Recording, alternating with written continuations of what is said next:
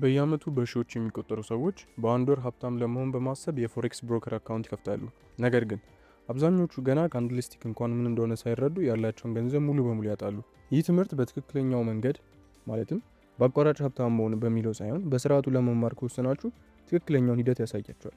እያንዳንዱ ጀማሪ ትሬደር ሊከተላቸው የሚገቡ 5 ደረጃዎችን ያሳያቸዋለሁ። በመጨረሻም በነፃ ልትማሩባቸው የምትችሏቸውን ምርጥ ሜንቶሮች ደረጃ በደረጃ አስቀምጥላቸዋለሁ። የመጀመሪያው ፎሬክስ ምንድነው የሚለው ነው። ፎሬክስ ማለት በቀላሉ አንድን ገንዘብ አይነት በሌላ መግዛትና መሸጥ ማለት ነው።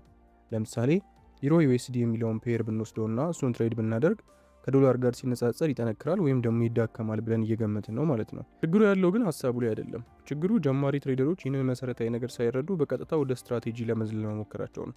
ለዚህ የሚሆን ጥሩ ቪዲዮ ከፈልጋችሁ ደግሞ ዲስክሪፕሽን ላይ ዋት ኢዝ ፎሬክስ በሚል ሊንክ አስቀምጬላችኋለሁ፣ ገብታችሁ መመልከት ትችላላችሁ። ሁለተኛው ደግሞ በእውነተኛ ብር ከመጀመራችሁ በፊት በዴሞ እንድትለማመዱ ነው መመክራችሁ። አንድም ዶላር ዲፖዚት ከማድረጋችሁ በፊት ዴሞ አካውንት ክፈቱ። ለአንድ ሳምንት ብቻ ሳይሆን ለአንድ ወይም ለሁለት ወር እዛ ዴሞ አካውንት ላይ ተለማመዱ። ስህተቶችን በነፃነት የምትሰሩት እዛ ጋር ስለሆነ ነው።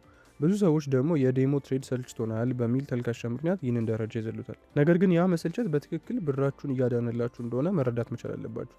ደረጃ 3 ደግሞ ማርኬት ስትራክቸርን መማር ነው።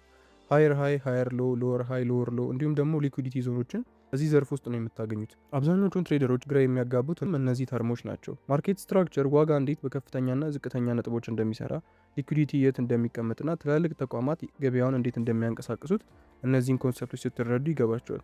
የአይሲቲ ሲስተም ወይም ደግሞ ስማርት ማኒ ኮንሰፕትን ትሬድ የምታደርጉ ከሆነ ይህ ትልቅ መሰረት ነው። እነዚህ ነገሮች ከገባችሁ ሌላው ነገር ሙሉ በሙሉ ትርጉም ይሰጣቸዋል።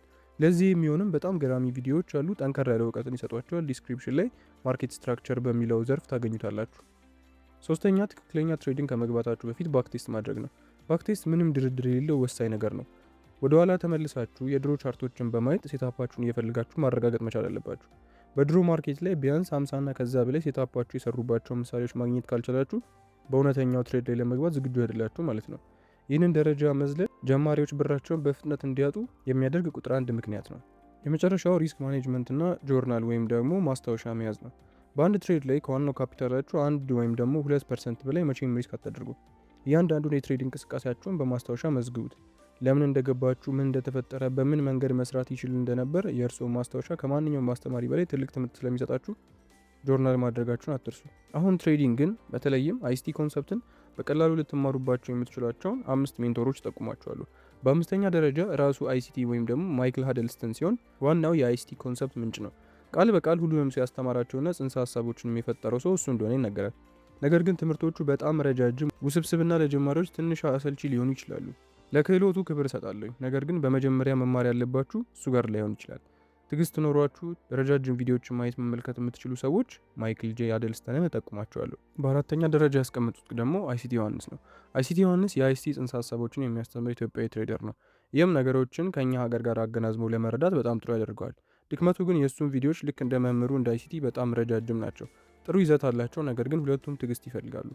ሶስተኛው ኤስ ትሬድስ ሲሆን የአይሲቲ ጽንሰ ሀሳቦችን በተመሳሳይ ያስተምራል። በቴሌግራም ቻናሉ ላይ ነፃ የቡት ካምፕ ስልጠና አለው። ለወጥነትም በጣም ጥሩ ነው። ነገር ግን ስልጠናው ላይ አንድ ክፍተት አለ። የባክቴስቲንግ ክፍል የለም። ይሁን እንጂ ስለ ባክቴስት የሆነ ነገር ይናገራል። ነገር ግን ባክቴስት ለማድረግ የሚያስችል ነገር ቁጭ ብሎ ባክቴስት እያደረገ አያሳያችሁም። ስለዚህ እነዚህ ነገሮች በራሳችሁ መጨመር ይኖርባቸዋል። በሁለተኛ ደረጃ የማስቀምጥላችሁ ቲጂአር ሲሆን ትንሽ ካራክተሩ ወጣ ያለና እብድ ሊመስላችሁ ይችላል። ነገር ግን ዩቲዩብ ቻናሉ ጋር ገብታችሁ ፕሌሊስቱ ጋር ስለ ፎሬክስ እንደ አጠቃላይ ስለ ትሬዲንግ ያስቀመጣቸው ወደ 56 የሚጠጉ ቪዲዮዎች አሉ። ትግስት ኖሯችሁ እነሱ መማር ከቻላችሁ ከሱም ጥሩ እውቀት ትቀስሙበታላችሁ ብዬ አስባለሁ። ቁጥር 1 ብዬ የማስቀምጠው ደግሞ ራሳችሁ ናችሁ። ይህ ማለት ከላይ የነገርኳችሁ ነገሮች የምትተገብሩና ከስተታችሁ የምትማሩ ከሆነ ከራሳችሁ በላይ ለራሳችሁ ትልቅ ሜንቶር የለም።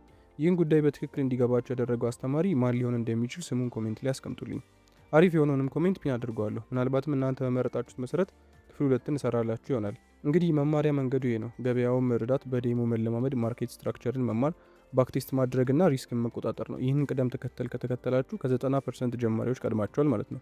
ቻናላችንን ሰብስክራይብ ማድረግ እንዳትረሱ። ቪዲዮንም ላይክ አድርጋችሁ ማየት ለሚያስፈልገው ሰው ሼር አድርጉለት።